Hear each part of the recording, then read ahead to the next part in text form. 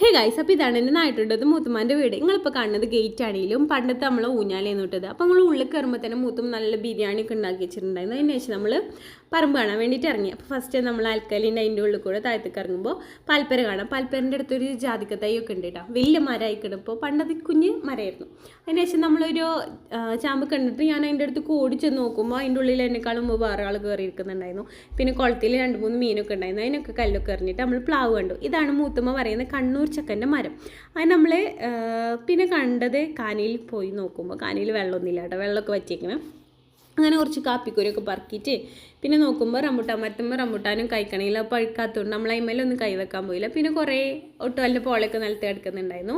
അപ്പോൾ ഇതൊക്കെ കണ്ടിട്ട് നമ്മൾ മെല്ലെ മുകളിൽ കയറാൻ നോക്കുമ്പോൾ പഴുത്തൊക്കെ കയറ്റി. അപ്പോൾ അതൊക്കെ കുറേ വാരിപ്പറക്കി കയ്യിലെടുത്ത് മിഷ്യൻ വരയിലൊക്കെ കയറി കുറച്ച് കോഴിക്കളൊക്കെ കണ്ട് നമ്മൾ പിന്നെ തിരിച്ചു പോന്നു. അപ്പോൾ ഇത്രേ ഉള്ളൂ. അപ്പോൾ എല്ലാവർക്കും തരാ.